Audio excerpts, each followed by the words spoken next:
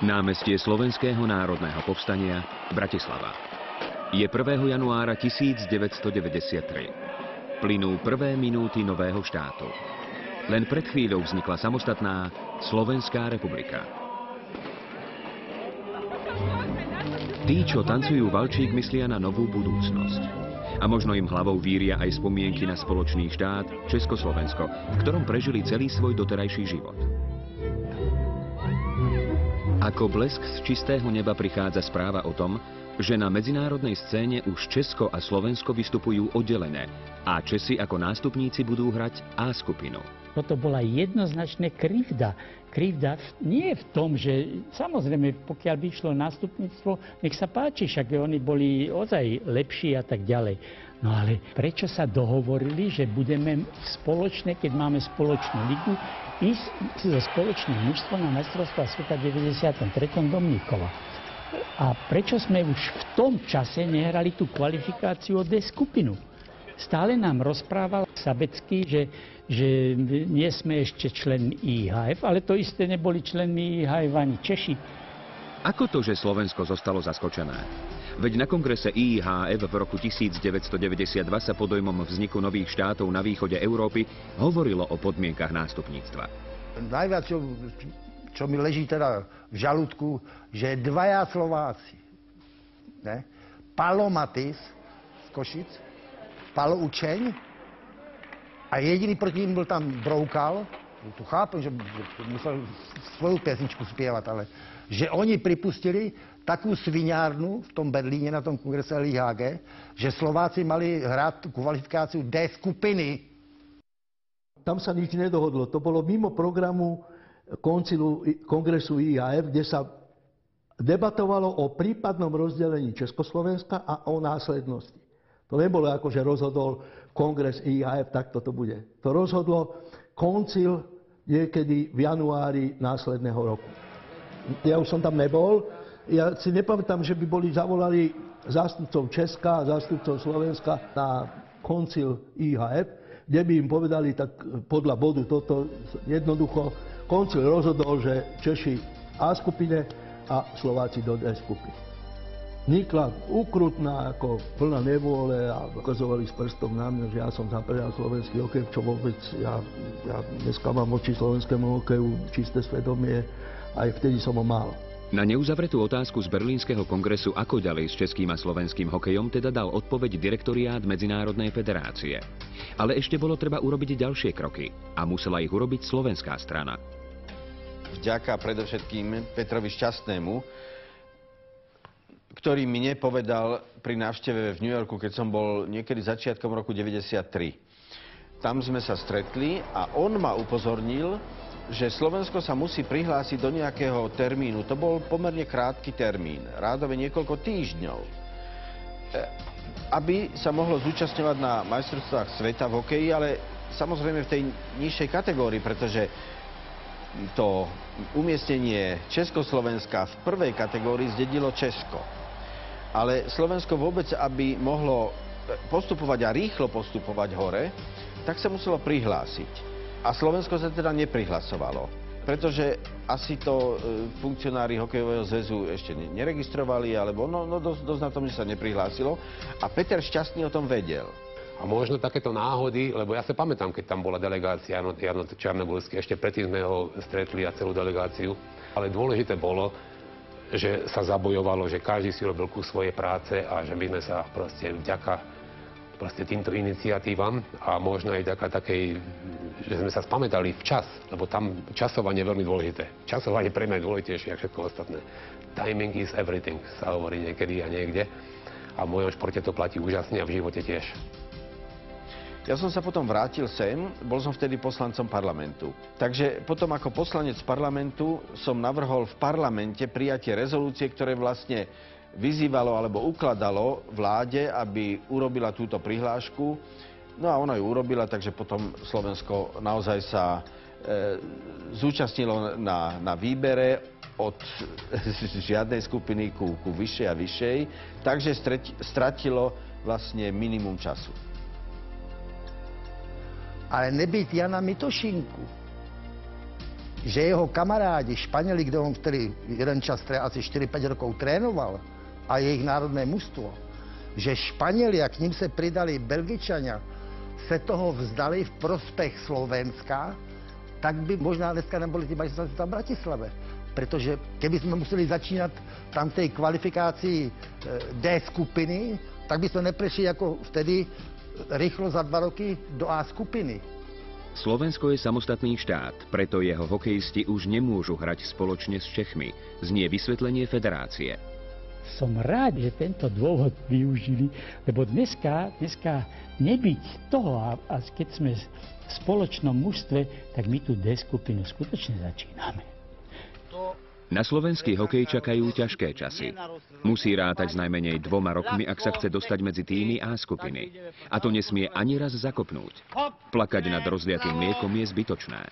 Viete, ako sa hovorí, všetko zlé je na niečo dobré. Ja si myslím, že to nás naštartovalo do takej ešte väčšej zanietenosti pre víťazstva, pre robotu. Ja si veľmi dobre spomínam, ako reagovali tí hráči. Nikto nepovedal, že je unavený, že má zranenie, že má rodinné problémy a všetci veľmi spontánne chceli reprezentovať, nepýtali sa prečo a za koľko to bude a tak ďalej. Čiže tieto veci z takého vnútorného presvedčenia, to bol naštartovaný proces, ktorý bol založený aj na takých emóciách. Mnohí nám tú atmosféru závideli a to nás v podstate vynieslo, že v podstate za 2 roky, za 2 sezóny sme sa dostali až do Ačka. To bolo rozhodujúcim mierom. Čiže na druhej strane tá krivda, alebo to také necelkom spravodlivé rozhodnutie nás posunulo do takej miery motivácie, že skutočne nám to pomohlo. Takže ja to chápem úplne z inej pozície a som rád, že aj v tom zložení, pri tých ťažkostiach a pri tom všetko, čo sme museli absolvovať, skutočne sme sa dostali v najkrajšom možnom čase do A skupiny majstrovstiev sveta. Tak určite som to vnímal tak ako všetci, ako nespravodlivosť, že vlastne Česko malo šancu hrať ďalej v skupine A, Slovensko bolo preradené do skupiny C a muselo sa spolu s tými všetkými postsovietskými republikami vlastne byť o to, že kto získa to jedno postupové miesto vyššie do tej B skupiny a potom zase v tej B skupine vlastne to bolo to isté, zase sme sa museli byť s ďalšími týmito celkom kvalitnými hokejovými mužstvami o to, že kto sa vráti do tej skupiny A. Bolo skvelé, ja si myslím, že sa nám to podarilo robiť za krátke 2 roky a vyhrať obidva tie šampionáty. Tak to tiež pomohlo, si myslím, že vytvoriť na Slovensku veľkú takú fanúšikovskú základňu a záujem o hokej a šport, ako hlavne hokej sa stal taký zaujímavý fenomén v tom prvom období po vzniku tej našej Slovenskej republiky. Vedenie slovenského hokeja využíva záujem verejnosti a pridáva plyn. Hoci zrýchliť náš postup medzi svetovú elitu nie je možné, snaží sa aspoň obmedziť riziko jeho omeškania. Hlásime sa o organizovanie C-čka. Hrať doma pred vlastným publikom, už to by mala byť polovičná záruka úspechu. Ale podarí sa nám dostať šampionát. Keby som ja mal popravde povedať, usporiadať v tom období skupiny B a C bolo len zaujímavé pre tie krajiny, ktoré chcú postupovať. To znamená, každá tá krajina, ktorá je v tej skupine B alebo v C, zváži svoje možnosti, že v prípade, že to bude hrať doma, postupí do vyššej skupiny. Slovensko, keďže ja som odjak živa hovoril, že to musí hrať A skupinu, lebo má na to všetky predpoklady, aj materiálne, hráčske, funkcionárske a neviem aké, tak to bolo vítané pre slovenského fandu, áno, že mal kvázi satisfakciu za to, čo musel podstúpiť. A jednak to bolo to, že v podstate IHF, podľa mojej mienky, malo o starú zmenie, lebo vedeli, že na Slovensku tieto B a C majstrovstvá sa usporiadajú na vysokej úrovni. Takže tam nebola obava. Skôr by som povedal, že padl kameň organizácie IHF. Nie, to sa hlasuje v kongrese a bolo hlasovanie, lebo sa prihlásili aj Bulhári. Boli 2 kola. V prvom sa prví 2 určili a potom my s Bulhármi Bulhármi, ale sme suverenne vyhrali. A najviac, čo sa podarilo, to bola účasť na olympiáde, ktorá zburcovala 66% populácie pozeralo zápas s Kanadou. Čiže to boli úžasné čísla. Ale predtým, ako diváci uvidia slovenských hokejistov pod 5 kruhmi, je v zákulisí rušno. Blížila sa zimná olympiáda a mňa napadlo, že nikto nikdy ešte sa nedostal na zimnú olympiádu z B skupiny alebo z C skupiny. Dokonca iba lepší za skupiny, pretože tam sa tiež zúžovalo a nie každý mohol ísť. Teraz ma napadlo, že toto my si nesmieme nechať pustiť. Toto my musíme dostať šancu. No a to pochopili proste, to bolo jasné aj na Slovensku a nakoniec vyboxovali, že bude musieť IHF rozhodnúť. Pritom som volal, keď sa už bolo jasné, že budeme mať túto žiadosť Petra Šťastného a on mi slúbi, že bude rozprávať s predsedom kanadského a amerického hokejového zväzu. Proste ja som pílil uši Kanaďanom, Američanom, proste celým tomu špičkovému personálu a ďalším ľuďom. Bo keď sa človek nad tým zamyslí kdokoľvek, tak žiadny z tých súperov, z tých stredných, ktorých je tam najviac, nechce konkurenciu. Kto tam bude chceť Slovákov, keď v tom čase sme mali proste vysoko kvalitných hráčov aj v NHL, aj po Európe a vedeli, že keď to mužstvo zložíme, tak môžeme ohroziť kohokoľvek, aj tých najlepších. Nakoniec to hlasovanie bolo tesné, ale dostali sme sa na kvalifikáciu a to bola obrovská úľava. A pritom sme sa ale s Petrom dohodli, lebo Peter mal už kopačky na klinci. Aj jeho brat Anton. A nakoniec sme sa dohodli, že by to ešte skúsili. Tie skúsenosti z ťažkých turnajov sme nemali, ale postupne sa ukázalo, že ak človek strašne chce, môže dokázať dopracovať sa k dobrým výsledkom a my sme vytvorili fantastický kolektív, ktorý si myslím, mohol dokázať ešte viac. Troška športového šťastia v tom rozhodujúcom zápase proti Rusom, kde z tej akcie pri strele Petr Šťastný 5 cm vyšiel na lapačku a sprotil toľko sme dostali ten rozhodujúci gól v predĺžení, tak sme mohli možno dnes celkom ináč to hodnotiť. Možno by to bol historický úspech.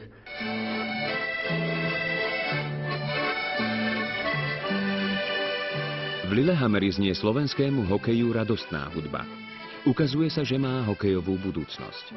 Pod Tatrami vyrastajú talenty, ktoré bezbázne vstupujú na medzinárodný ľad. Na olympiáde ja som bol vlastne 19-ročný nováčik, ktorý nemal čo stratiť a celkom góly mi sypali vtedy už v našej novovytvorenej extralíge, takže tréner Šupler mal myslím si, že celkom dobrý nos na to a nebal sa zobrať vlastne neznámeho hráča, ktorého nikto nepoznal. No a na tej olympiáde ja som ani nevedel vlastne, že či budem v základnej zostave, či budem hrať. Ten prvý zápas so Švédmi som sedel zabalený v deke na striačke v tej štvrtej peťke, ktorá vlastne nehrala, ktorá bola pripravená.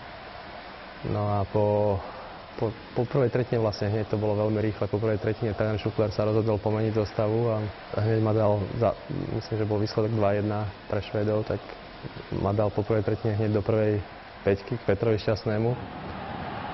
No a to bol, neviem, možno to bolo napísané niekde vo súde. Po 11 sekundách sa mi podarilo dať gól a vyrovnať na 2-2 a potom už to miesto v zostave bolo, dá sa povedať, stabilné a hrával som, myslím, že s Robom Petrovickým a Braňom Janošom počas celej tej olympiády spolu v tej útočnej trojke a bola to mladická vlastne dravosť a taký hlad a tým, že som bol, dá sa povedať, v tom momente v tej olympiáde, nerozmýšľal som nad ničím iným a tá príležitosť vlastne, tá chuť do hokeja, to všetko sa tak nejak skombinovalo do toho, že tie góly tam potom padali, dá sa povedať, dneska sa to vyzerá až skoro nemožné, ale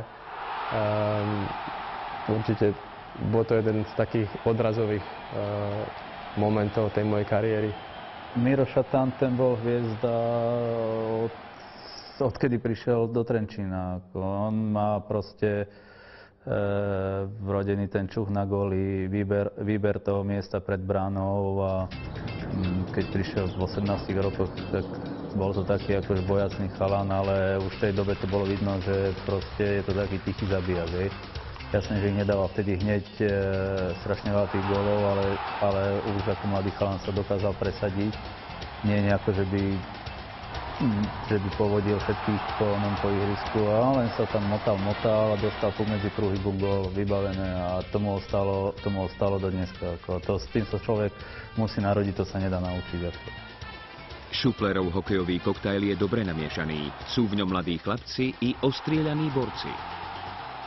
Najmladší Šatan má 19 rokov, najstarší Peter Šťastný má 37. Myslím si, že to bolo v tom začínajúcom sa období tvorenia toho slovenského národného mužstva ako taký najlepší štart alebo najlepšie mužstvo, ktoré tam bolo, vtedy najlepší hráči sa tam zišli a aj nielen ako na ľade, ale aj mimo ľadu bola to veľmi dobrá partia. Dokázali sme spraviť dobré výsledky aj na základe toho, že nás to motivovalo dokázať, že sme lepší ako byť v C skupine. Každý s údivom sledoval tú našu hru, ktorá bola založená na jednoduchosti, na bojovnosti, nasadení, totálnej odovzdanosti sa pre výsledok kolektívu. Hra so srdcom a to nadšenie nás posunulo veľmi ďaleko a mnohí aj odborníci sa pýtali na model prípravy a tak ďalej, čo všetko sme urobili preto. To by som ani nevedel opísať, jak treba súčasný predseda IHF, pán Fázel, aký bol nadšený našim výkonom, lebo začal turnaj a my sme Švédom skoro, a to boli víťazi, skoro vyliali rybník, lebo sme remizovali 4-4, aj to oni zošťastnili, lebo nám neuznali jeden gól Bačov. A fakt je ten, že niektorí už aj na oficiálnych tých sedeniach direktoriátu mali uštipačné poznámky, že prečo tak dobrí hokejisti majú byť odstrkovaní. Takže urobilo to veľkú dieru a fakt je ten, že dosť sa urobilo týmto, to vlastne bol začiatok dobrého konca, táto olympiáda. To, čo sme vtedy spravili, ten základ, ktorý sme si vybudovali, a to meno, to by nám nikto nikdy nejako nenahradil. A myslím, že o to väčšie zrušenie proste bolo doma. A Slovensko vtedy, to si málo kto uvedomuje. Slovensko a Slováci a Slovenky potrebovali proste ten pocit nejakej hrdosti, nejakej identity. My sme vtedy hľadali identitu. My sme potrebovali sa nejako dostať na mapu, nielen hokejovú a športovú, ale aj celkové. A tá Olympia bola fantastická možnosť. Peter si týmto vlastne, lebo hral výborne na tej olympiáde a tým si vlastne otvorí znova dvere do NHL a presťahoval sa do St. Louis a tam ešte 2 roky potom hrával. No, čiže Peter zohral v tom čase dosť vážnu úlohu, ale spomínam ho aj preto, že samozrejme toto všetko sa udialo v čase, keď sme my hrali cez skupinu a on nemohol ísť. Hoci ani ďalšie opory neuvoľnia ich zahraničné kluby, atmosféra je skvelá. Celý tento káder družstva, ktorý sa zúčastnil na olympijských hrách v Lillehammeri, ktoré ja považujem za najkrajšie, ktoré vôbec snáď v histórii boli, sme sa tešili na majstrovstvá sveta skupiny C. Skupina C, bol to taký turnaj, sme si mysleli, že to proste prejdeme len tak, hej. Ale boli tam už, jak sa rozdelila aj Sovietský zväz vtedy, tak boli tam tie menšie štáty, jak Ukrajina, Bielorusko, kde tá základňa toho ruského hokeja alebo tej sovietskej školy bola veľká a tie manšafty mali svoju silu. Tak boli to ako po psychickej stránke veľmi ťažké tie majstrovstvá. My sme sme sa v podstate, ja si to dovolím tvrdiť, učili vo všetkom, aj z hľadiska diplomácie, aj z hľadiska pôsobenia v tých jednotlivých skupinách šampionátu a bola to jednak veľká škola pre nás, pre trénerov, aj pre funkcionárov. Ale sme radi, že sa to zvládlo, aj keď to nebolo jednoduché. Vieme tie urputné boje, hlavne s tými mužstvami, ktoré po rozdelení Sovietskeho zväzu vznikli. A tie mužstvá boli veľmi kvalitné a s nimi hrať to bolo skutočne veľmi, veľmi namáhavé a náročné. V Poprade sa schádza 23 hráčov. Z olympijského kádra ich zostalo 16. Oproti Lillehammeru chýbajú Peter Šťastný, Švehla, Haščák, Pálfy, Petrovický, Kolník a Bača. V kádri majú prevahu hráči Dukly Trenčín, je ich 10. Fanúšikom Košíc sa zdá, že východniarov by mohlo byť viac ako 6. Jaromír Dragan, Košice. Jan Varholík, HC Košice. Miroslav Marcinko, HC Košice. Eduard Hartmann, Dukla Trenčín. Oldřich Stano, Dukla Trenčín. Marian Smaršiak, Dukla Trenčín. Radoslav Vecel, Dukla Trenčín. Lubomír Sekeráš, Dukla Trenčín. V tej dobe to bolo tak, že ja si myslím, že tí, čo na to mali vlastne do tej reprezentácie, tak tí tam išli. Vlastne išli najlepší a ja si myslím, že nebol nikto ukrivďovaný. Ja neviem, možno z tej druhej strany, z tých Košíc to oni tak videli, ale ja si myslím, že vtedy každému išlo o to, aby to Slovensko vlastne sa dostalo tam, kde vlastne patrí. A si myslím, že Julo Šupler akože robil to najlepšie, čo vedel a s tým, čo mal najlepším, tak to chcel akože s tým robiť.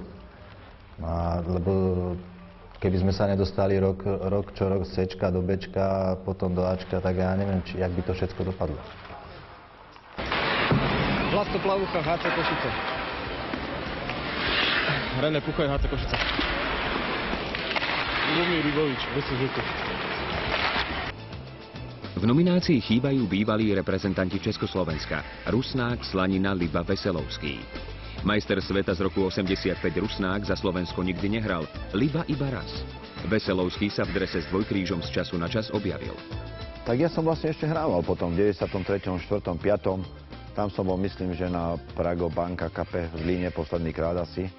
Nie už tak tú históriu si presne nepamätám, alebo v 96. som skončil, no ale tréner je zodpovedný za mužstvo, tréner si vyberá hráčov a proste, jak ja hovorím, je to na trénerovi, koho si vybere, s tým sa nedá nič robiť.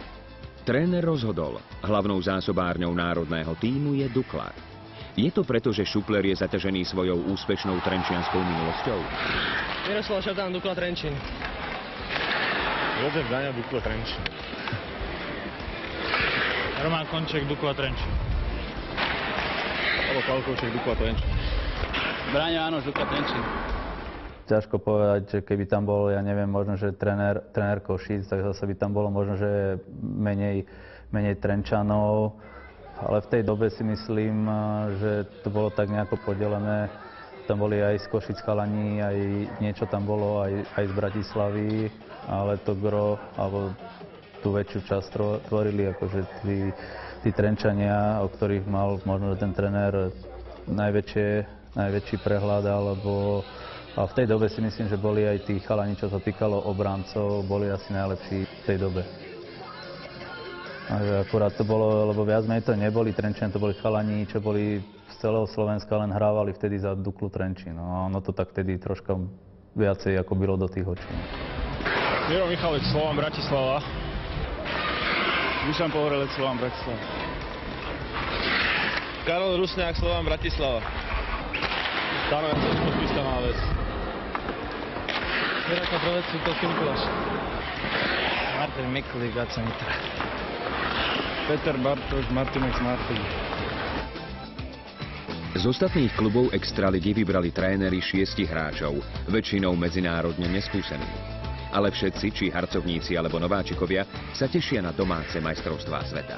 Tá olympiáda nejak tak, ako som povedal, naštartovala ten divácky záujem a tým, že sa konali majstrovstvá sveta C skupiny u nás v Poprade a Spišskej Novej Vsi, tak to bola vlastne taká prvá šanca pre ľudí vidieť slovenskú reprezentáciu naživo. A my sme mali možnosť prvýkrát pocítiť tú podporu od slovenských ľudí. Soľ nad zlato, ako hovorí stará múdrosť. Takýmto symbolickým darom poctili našich chlapcov v prešovských Solivaroch. Ako keby pripomínali, na ceste k úspechu vydáte veľa potu, tak aby vám potom tá soľ nechýbala.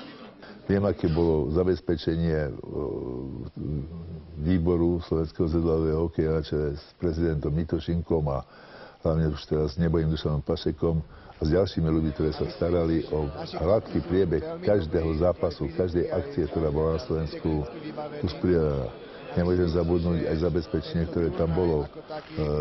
Pán Halák, ktorý sa staral o technické zabezpečenie, masérov Samka Petráša a Malinu som ja vybral osobne ešte za federálu, som ich doporučil do reprezentačného družstva. A človeka to teší, že ešte do dnešných dní sú ešte stále pri reprezentácii. To sú ľudia, ktorí tomu sa oddali úplne na cez 100%. O našich hokejistov je všade obrovský záujem. Diváci sa dokonca objavujú aj na tréningoch, čo už dávno predtým nikto nepamätal.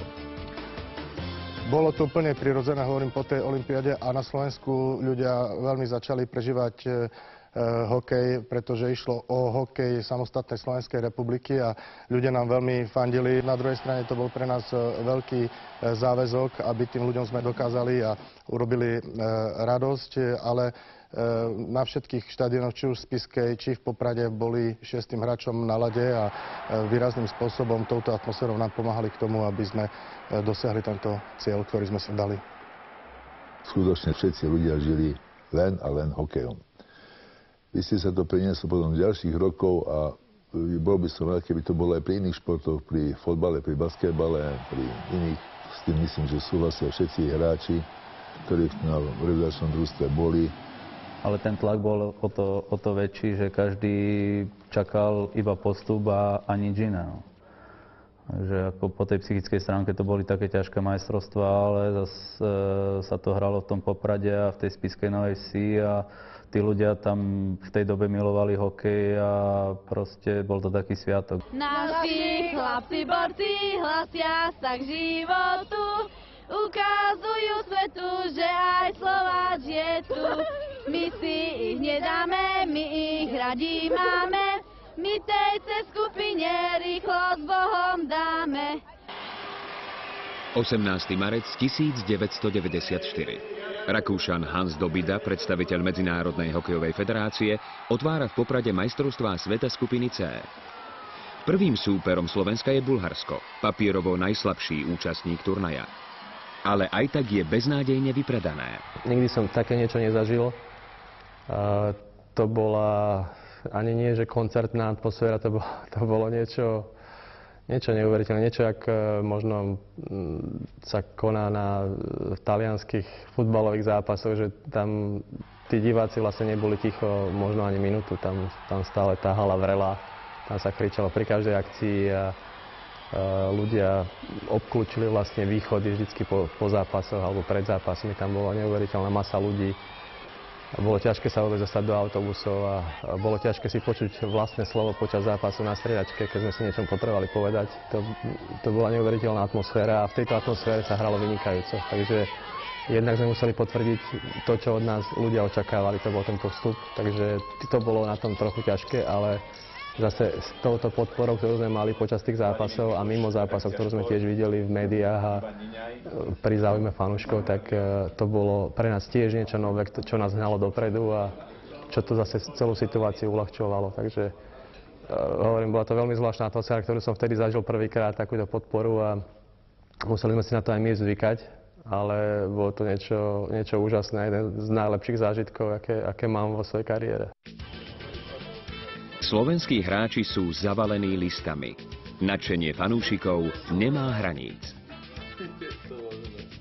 Celé Slovensko s tým žilo vlastne s nami a držalo nám tie palce a vlastne tak, jak že sme sa rozdelili a ukrivdilo sa nám, že sme išli až na ten spodok, tak celé to Slovensko vlastne dúfalo a verilo, že to dokážeme. my sme ich vlastne všade cítili, vlastne všade, kde sme sa pohybovali, tak stále akože nám držali palce a boli s nami.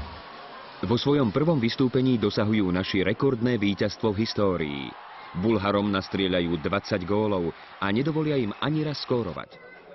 Poslednú tretinu vyhrávame 9-0 a nešťastní Bulhari ďakujú nebesiam, že už je koniec. Fanúšikovia sú nadšení a tešia sa, že takto hladko to bude pokračovať až do konca turnaja. V tej chvíli nepochybuje o našom postupe nikto. Musím povedať, že C skupina bola podstatne ťažšia ako B skupina, pretože po rozpade Sovietskeho zväzu sa vznikli nové krajiny a starý Sovietský zväz mal veľmi výborných hráčov, takže Kazachstan, Ukrajina aj Bielorusi, ktorí hrali v C skupine, boli veľmi kvalitné, vyrovnané mužstva. Bol tam samozrejme veľký tlak, každý to bral, že to je jednoduché, ale ja som si veľmi dobre uvedomoval silu ruského hokeja. Zažil som už nejaké zápasy aj ešte v československej reprezentácii, tak ja som to bral, že tí Rusi, je to veľká hrozba. Boli predsa len 3 mužstvá, mohli sa na nás nejakým spôsobom dohovoriť a Kazachstán, Bielorusi takisto začínali dolu. Takže viac menej čakalo nás, vedeli sme, že nás čakal veľmi tuhý boj. Alebo ja som si to veľmi dobre uvedomoval. Realizačný tím sa snaží obmedziť všetko, čo by mohlo narušiť koncentráciu tímu na prvoradý cieľ – postup. Bývali sme v rekreačnom zariadení Slovenskej sporiteľne v Poprade vo Veľkej, ktorý nám pripravuje skutočne veľmi rodinné, také príjemné prostredie. Mali sme trošku mimo príjemného diania.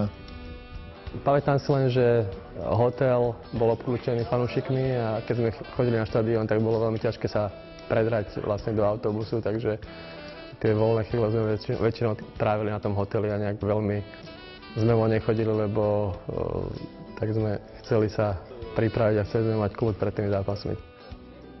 Hokejisti majú popoludní povinný odpočinok. Niektorí zaspie ako drevo, iní nedokážu zatvoriť oči. Toto je taká moja možno výhoda, že ja so spánkom problémy nemám. Zaspím hoci kde a hoci kedy. A jasné, že tam ako nervy fungovali, ale tam ani nebolo viac menej na tej ubytovni poriadne čo robiť. Tam bol len jeden biliard a keď je tam, ja neviem, 30 ľudí alebo 22 hráčov, aby sa tam všetci vystriedali, tak to sa nedalo. Zostával nám len televízor pozerať a fakt len kto prvý vystúpil z autobusu a chytil si tak a tak ten hral, no a ostatní museli čakať. To, že som na tých záberoch s Radom Heclom, tak to sa ani nedivím, lebo to už v Trenčine sme sem tam raz za čas si išli zahrať, takto biliard a tam to možno pokračovalo a dá sa povedať, že aj dnes ešte sa nám podali raz, dvakrát za rok možno sa niekde na biliard dostať a držíme tú tradíciu ešte teda od tých starých čias. Šatan pokračuje vo svojej skvelej olympijskej forme a strieľa jeden gól za druhým. My sme boli radi, že sme mali takéhoto hráča vlastne v manšafte a vedel to strhnúť vlastne to víťazstvo na našu stranu, lebo v tej správnej dobe vedel dať akože gól. A to mužstvo vlastne nabudil a nakopol a bolo to perfektné, že sme mali takéhoto hráča v tom mužstve. Trenčanom Šatanovi a Jánošovi úspešne sekunduje Košičan Ľubomír Rybovič. Dá 4 góly.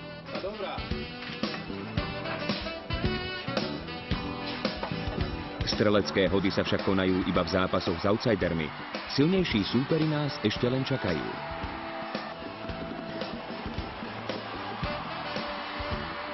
Tieto zápasy proti tým papierovo slabším súperom, to bolo jasné teda, že vyhráme. Tam išlo na to, že koľko dáme a ľudia sa naozaj na tých zápasoch prišli pobaviť a prišli rátať tie góly, dá sa povedať. Takže tam bolo jasné, že nikto nevedel, či to skončí 5-0 alebo 12-0 alebo 12-1. To bolo jedno, ale pri každom góle sa ľudia tešili a hovorím, my sme sa snažili ich ako tým súperov nešetriť a tým ľuďom vyhovieť a dať čo najviac gólov, urobiť im vlastne zážitok a fungovalo to oboj strane, ľudia sa bavili, my sme sa bavili. Ja si pamätám napríklad aj zápas s Maďarskom, sme si predstavovali, že Maďari v tej dobe bolo nič, ale ja musím povedať, zo začiatku, ja si presne pamätám, že tam išli Maďari možno, že 7-krát sami na bránu, lebo sme si mysleli, že to bude úplne jednoduché. Nejaké Maďarsko, dali sme im jeden gól a pôjde to, ale vôbec to nebolo také jednoduché. Hovorím jednu vec, čo si myslím, že Slováci, ako aj národ, ale aj hokejisti sme boli naučení hrať pod tlakom. A potom, keď bol trošku tlak, tak sme zapli a ten zápas bol jednoznačný. Vstúpili sme do turnaja skupiny C na majstrovstvách sveta v Poprade impozantne. Bulharom sme dali 20-ku. Veľa hráčov si to rozdelilo, tie góly. V ďalšom zápase sme porazili, myslím, Slovensko 9-0. A odišli sme, by som povedal, trošku taký nafúknutý do Spišskej Novej Vsi, kde sme chceli Kazachstanu ukázať, že ešte Kazachstan nepatrí, i keď potom vieme, že Kazachstan to vrátil na olympiáde v Nagane, ale zápas skončil 0-0. Ono hrať zápas na 0-0, to je vo futbali ťažké. Takže zoberieme to naozaj na 0-0. Stačila jedna hociaká maličká chybička a dá sa povedať, už veľmi by sa to skomplikovalo. Viem, že niekto tam vtedy rozprával, že videl ich tréning, že ako celku dobrý manšaft, ale že najslabším článkom ako toho manšaftu je brankár, alebo obidvaja brankári, že proste sú špatní a že treba strieľať na nich. A my sme prišli, prehrávali sme ich herne na strely a nemohli sme dať gól. Vtedy si pamätám, že som mal nervy po druhej tretine, že kto sa to bolo pozerať na tých oných, keď najslabší článok je brankár a ten brankár chytal úplne úžasne. No nedarilo sa, diváci z Spišskej Novej Vsi, ktorí sú známi tým, že povzbudzujú na 120%, tak ani tí nám nepomohli. Vypredaný bol štadión, ľudia nás hnali k úspechu. Bol to veľmi ťažký zápas, ale bol to prvý kročík k tomu, aby sme pokračovali úspešne v turnaji. Každá eventuálna prehra by nás mohla stopnúť na ďalšie roky o postup do B skupiny. To bola si myslím taká prvá veľká výstraha nad tým, že čo nás ešte čaká. Vlastne bolo to tak nastavené, že naozaj od toho najľahšieho súpera kvázi, najľahšieho súpera sme sa mali dostať k tomu najťažšiemu a presne to tak aj vyzneli celé to majstrovstvá sveta. Ale sme si povedali, no príde Ukrajina, porazíme Ukrajinu a ideme ďalej. Lenže pravdepodobne sme si začali uvedomovať viacej tú závažnosť situácie, ktorá je, že sme vedeli výsledky Bieloruska, ktoré do tej doby vyťazilo každý zápas a tá Ukrajina disponovala relatívne veľmi dobrým kádrom. No a tam došlo k tomu, že sme s Ukrajinou remizovali 2-2. Dokonca v tom zápase znova ešte za stavu 2-0 išiel jeden z ukrajinských hráč sám na bránu a v tom momente, ak išiel sám na bránu, niekto z obecenstva hodil ďalší puk. Našťastie, myslím, neviem, či to bola, či aj nelizalo to trošku tyčku. Našťastie gól nebol. Ja si myslím, že asi niekto z ľudí už by neuniesol, keď dostali tretí gól, lebo prehrávať viac menej zobrali nám vietor z plachet a ja si myslím, že táto prehra by nás asi položila. S Ukrajinou sme 2-0 pred poslednou tretinou prehrávali. No tak sa tam udiali v kabíne veci. Nebudem to detailizovať. A nakoniec iná zostava, Vesilovková, vyrovnala. Dodnes pamätám, sa mi podarilo streliť druhý gól od Modrej, s ktorým sme remizovali na 2-2. Aj to bol jeden z veľmi ťažkých zápasov, hlavne po psychickej stránke. Stále ešte v podstate sme nemali istý postup do B skupiny týmto zápasom. Daňo zápas nerozhodol. Ukrajina, Slovensko 2-2. To bolo zlé. Bielorusom stačila remiska a idú. Čiže to bolo tak ochlb. Mašina na víťazstvá hapruje. Verejnosť a novinári sú zvedaví, čo sa deje. Škrípe niečo v súkolí? Určite sa tam vkrádala trochu nervozita, pretože tá naša povinnosť vyťaziť niekedy bola trošku, dá sa povedať, nejak psychicky zviazaná tým, že musíme. A my sme nemali vtedy tie mužstvá nejak vystúžené hráčmi z NHL a boli to hráči, ktorí hrali európske súťaže a dá sa povedať, nejak tak porovnateľný s tými, ktorých mali aj tie mužstva z tých bývalých sovietských republik. Akurát sme mali možno nejakých vystúžených s nejakými minimálnymi skúsenostiami, či už zo zámoria, alebo z nejakých lepších reprezentačných turnajov. Výsledky sa rodili veľmi ťažko, 2 remízy s Kazachstanom aj s Ukrajinou. To bolo niečo, čo bolo náročné na psychiku pre hráčov, pre mužstvo, pre trénerov, pre celý realizačný tím. Ale tie výsledky nakoniec neboli nejak tragické, len boli takými nejakými zdvihnutými varovnými prstami do tých ďalších zápasov, do tých rozhodujúcich, takže to možno bolo aj trochu dobré. Posledný zápas, keď nevyhráme alebo remizujeme, tak by sme tuším nepostupovali a viac menej by sme hrali ďalší rok ešte znova to C-čko. Čo nikto nechcel a tým duplom na Slovensku spraviť viac menej takú hanbu, lebo nikto iný nič nebral, len ten postup. Takže ako po tom zápase nám nebolo všetko jedno. Určite to nebolo nič príjemné, ale ja si myslím, že my sme boli taký ten tým, že sme držali vlastne všetci pokope, že všetci verili, aj celé Slovensko verilo, že to dokážeme. Takže ja si myslím, že to, čo vlastne sa tam dialo, a ja si za tým stojím, že to bolo perfektné zohraté od trénerov, ja neviem, od tých funkcionárov a nás hráčov, že to bolo 100%. A každý tomu si myslím veril. No a aj to tak dopadlo, chvála Bohu. Bola tam vládna delegácia na posledných zápasoch. Pamätám si, medzi tým došlo k zmene politických štruktúr na Slovensku, ktorí boli veľmi srdečne tam prijatí a povzbudzovali a osobne nám prišli do kabiny nás povzbudiť. Takže všetci sme to brali veľmi pozitívne, že sa každý o nás informuje, každý sa o nás stará, každý nám všetko chce dopriať. O to väčší tlak pociťujú tí, čo sú za výsledky zodpovední. Ak sa prehrá, vždy sú vinní tréneri. Spätne sa k tomu vraciam. Ja som si to ani tak nepripúšťal, možno tú zodpovednosť takú. Mal som podstatne menej, 43-ročný mladý tréner.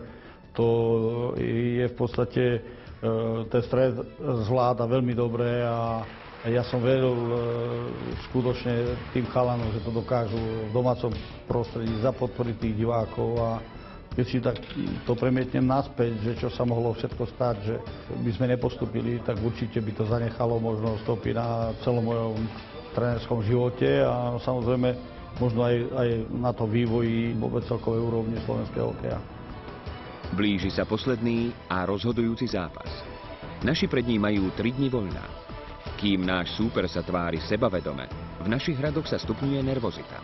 Išli také kulárne správy, že tí Rusi to hrali vyložené na jedného, že kto nás porazí, tak ten pôjde hore. Také, neviem, či to je pravda, ale také nepodložené veci išli po kabine.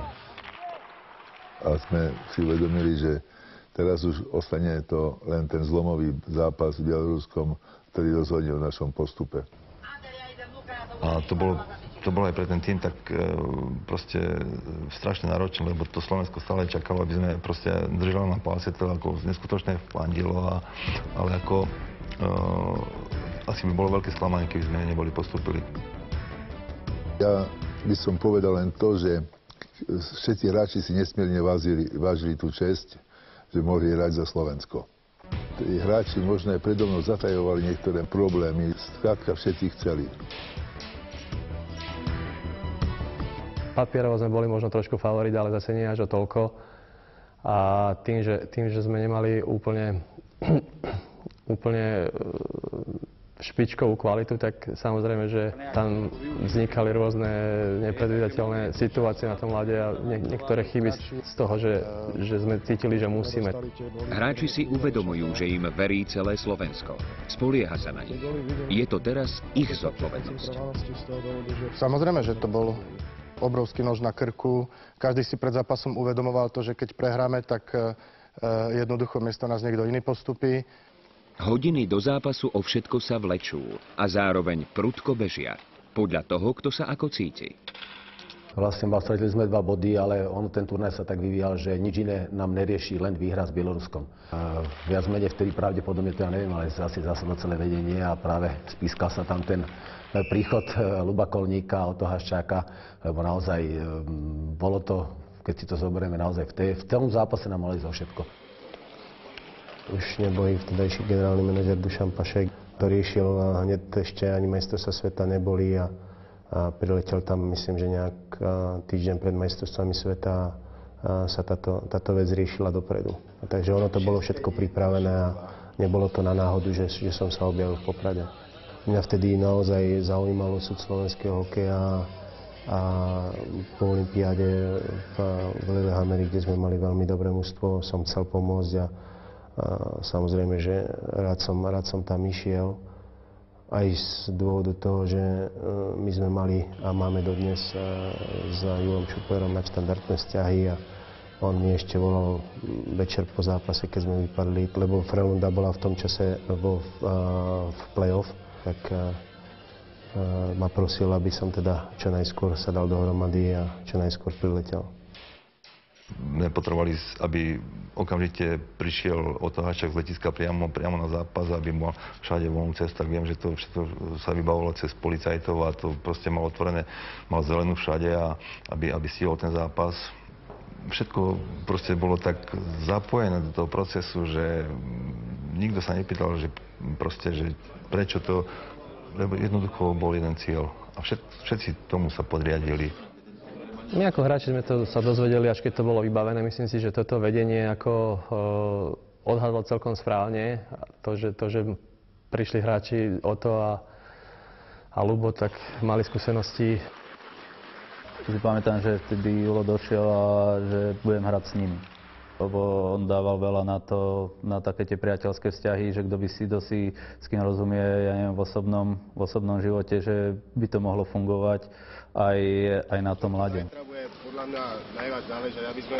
Oto bol veľmi ctižiadostivý a kvalitný hráč a tu z tej švédskej ligy, ak došiel, tak to bolo vlastne vidieť, že to bol profesionál, jak má byť a vlastne ak došiel v noci a nastúpil na ten zápas, tak ho bolo hneď cítiť a chcel a bolo to aj to zužitkoval. Ja som stratil vtedy kontaktné šošovky a samozrejme bez nich som hrať nemohol. To znamená, že tam viem, že boli problémy okolo toho, ako to celé zrežírovať, aby som tie kontaktné šošovky dostal, aby som mohol hrať.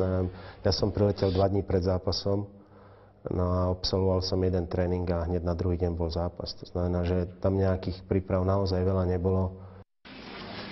Počuli, že sme tam boli perfektná partia. Ten zápas sa odohrával v Poprade a do poslednej minúty nebolo jasné, či v podstate vyhráme. Bolo to veľmi hektické.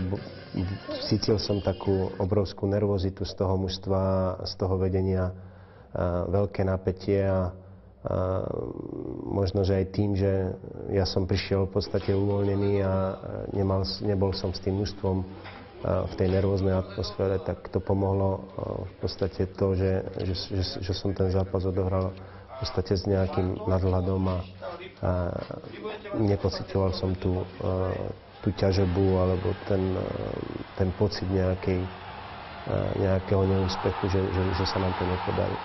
Ale viem, že Oto, jak dával gól, a sa mi zdá, že to bolo tuž 2-0 sme viedli. No a tak ako vtedy už sme si mysleli, že by to mohlo byť suchu. No ja si pamätám ešte zastavu, myslím, že to bolo tiež zastavu 2-0. Ešte Oto Haščák, okrem toho, že dal 2 góly, ešte išiel rozdážať puk. Myslím, že to bolo v druhej tretine. Zobrali mu ten puk a Bielorusi dávali tam, alebo neviem, či to bolo 2-0 či 2-1, ešte nám dali jednu tyčku, čistú tyčku z medzikruhov, kedy Oto stratil puk. To som myslel, že ak dajú toto po takej chybe, ak by nám dali gól, to bolo veľmi ťažké. Aj s 2 gólmi sa dá vyhrať, ak dá súper aspoň o 1 menej. Ja som veľa gólov v živote nedával, alebo nebol som hokejista, ktorý ako napríklad Ľubo Kolník alebo podobné typy, ale skôr som tvoril hru a robil som takú mravenčiu prácu na ľade a pripravoval som šance pre tých druhých a pre spoluhráčov. Toto bola taká viac menej, nie že náhoda, ale ono vždycky, keď človek nejaké takéto góly dá, tak sa na to dobre spomína a prvý som dal v podstate golfovým úderom, tenisovým, to bol tenisový gól, v podstate, kde som puk trafil vo vzduchu. A to bol vyložene šťastný gól, taký keď, povedzme, pôjde taký okolo 10, tak možno, že trafím 2 z nich, alebo 3. To znamená, že je to dielam náhody, šťastia. Ten druhý bol taký, že v podstate som si počkal po odrazenom puku, čo spravil brankár, naznačil som mu a backhandom som to dával na výražečku.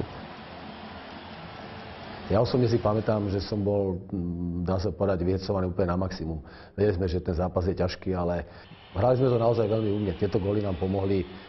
Ja by som to vyložene nebral, že či ten jednotlivec, naozaj celé mužstvo muselo ťahať za jeden koniec a v tom zápase sme dokázali, v tak ťažkom zápase sme dokázali udržať ten výsledok 2-1. Ono 2-0 sme vedeli, že aj z Ukrajina viedla s nami 2-0 a dokázali ten zápas prehať. My sme vedeli takisto, že 2-0 ešte neznamená to, že ten zápas, alebo že ten postup máme istý, takže tam naozaj do poslednej sekundy sa hralo o to, či pôjdeme ďalej alebo nepôjdeme ďalej. Jak skončil ten zápas, tá 60. minúta, tak to bol ako taký neopísateľný zážitok, čo sa tam dialo v tom Poprade a hlavne na našej striedačke tam padlo 22 kameňov. Do srdca tam bol rachot veľký, lebo tým pádom sme z toho C-čka postúpili a viac mi sa ukázalo, že ten Otto s tým komom nám vtedy dosť pomohli. Možno keby neprišli, alebo že neprišli pomôcť, tak že ako by sa vyvíjal ten zápas a možno, že by sme sa v tom C-čku vtedy motali ešte nejaké ďalšie 2 roky, alebo ťažko povedať. A samozrejme, že mňa to posunulo a možno, že až do takej úlohy alebo podoby, že som záchranca slovenského hokeja, čo si nemyslím, pretože tam bolo 22 hráčov a všetci hrali na ľade a všetci sa chceli nejakým spôsobom podieľať na tom úspechu. A na 2 góly mi nahral Braňo Janeš, ktorý v podstate vypracoval tie šance. Ale hovorím, hokej je kolektívna hra, nedá sa vybrať jeden jedinec, ktorý, samozrejme, keď dáte 2 góly a vyhráte 2-1, tak vždycky je ten, ktorý, keby to urobil Ľubokolník, tak by bol on ten, ktorý by bol ospevovaný, ale ja dávam, a vždycky som dával do popredia celý tým. Proste, tak to je v hokeji, pokiaľ celý tým nepracuje a nebude robiť, tak jeden hráč nespraví. Určite každému spadol kameň zo srdca. Postupili sme, v podstate splnili sme si predsavzatie, s ktorým sme išli do tohto turnaja. Dostali sme sa do B skupiny a keď by som to mal porovnať, tak tú B skupinu v tom čase sme vnímali podstatne ako ľahšiu ako C skupinu. Tá C skupina bola najdôležitejší krok v tom čase pre slovenský hokej, aby krok za krokom postupoval k tým bodám, v ktorých sme dneska. Tešili sa všetci. Ale jeden muž z víťazného tímu cítil horkú príchuť. Ono bývalo niekedy také nepísané pravidlo, že najlepší brankár sa dával domáci, či bol, či nebol a tak ďalej. Ja som po tých majstrovstvách mal, myslím, pol gólu inkasovaného na zápas, ale direktoriát vyhlásil za najlepšieho brankára, práve myslím to brankára z Kazachstanu, ktorý mal, ja neviem, odchytal jeden zápas s nami, ešte tam podostával góly, mal, ja neviem, že 2,5 gólu, ale to sú tie statistiky. Direktoriát sa rozhodol, že dá z každého mužstva jedného najlepšieho hráča. Mira Šatana dali, myslím, najlepšieho hráča majstrovstiev a dali toto Kazacha. Ja som to bral takú dosť osobne nejako, že prečo my by sme im mali ustupovať. Keď bol najlepší Šatan, mal byť Šatan, keď bol najlepší Hartmann, mal byť Hartmann a nie nejakým spôsobom ešte ustupovať. Takže ja musím povedať, naozaj bola eufória, bolo vyhlasovanie a musím povedať, že som sa ešte pri tom vyhlasovaní som sa zbalil, išiel som prvý do kabíny, lebo musím povedať, že som bol dosť na toto nahnevaný. 27. marec 1994. Preplnený popradský štadión buráca nadšením. Kapitán tímu Miroslav Marcinko a jeho asistent Stanislav Medřík dvíhajú víťaznú trofej. Nepamätám sa osobne na väčšiu eufóriu, ktorá bola na území Slovenska, čo sa ja vôbec pamätám. Ak nepomyslím niektoré dni po majstrovstvách sveta v roku 69, keď Československo vyhralo nad Ruskom, tak bola to na eufória, kde celý národ bol fanatizovaný do hokeja. My sme sa stretávali a dodneska ma ľudia spoznávajú ešte ako lekára národného družstva a spomínajú si na tie krásne okamihy, ktoré boli. Ja som tej oslavy moc nemal, pretože ja som mal, nie hneď, ale na druhý deň som mal let naspäť do Göteborgu. To znamená, že zamestnávateľ chcel, aby som prišiel ešte naspäť čo najskôr. Takže ja som v podstate bol na večeri s rodinou, lebo rodina bola vtedy aj s Julom Šuperom, s jeho ženou. Sme boli spolu na večeri v Poprade a po tej večeri som v podstate odišiel do Trenčína a ráno som letel naspäť do Švédska. Keď som sa vrátila v podstate s tým, že sme postupili hore do B skupiny, tak boli veľmi ako naozaj radí a boli aj veľké články o tom vo švédskych novinách, že Slovensko je späť a že v podstate aj moju zásluhu sme v B skupine a máme šancu hrať na ďalší rok o postup do A skupiny. Tréneri si možno až teraz uvedomujú, že prvá časť ich misie je splnená. To si myslím, že bol zlatý zápis v tej histórii, ale to najhlavnejšie bolo, že mužstvo hralo so srdcom. Pre tých ľudí, ktorí nám držali palce, pre tých, ktorí nám verili, ktorí fandili a práve možno tam bola tá bodka za tým všetkým snažením od toho C-čka cez B-čko po A-čko, že to bolo vyjadrenie tej zomknutosti, tej sily a si žiadosti niečo dokázať, presadiť sa a ukázať svetu, že Slovensko na to má, aby bolo v skupine majstrovstiev sveta, na olympiáde a tak ďalej. Niečo neuveriteľné sa končí a už sa chystá čosi ďalšie. Bude to také nádherné aj o rok neskôr v Béčku? My to už vieme. Vtedy v to iba každý dúfal.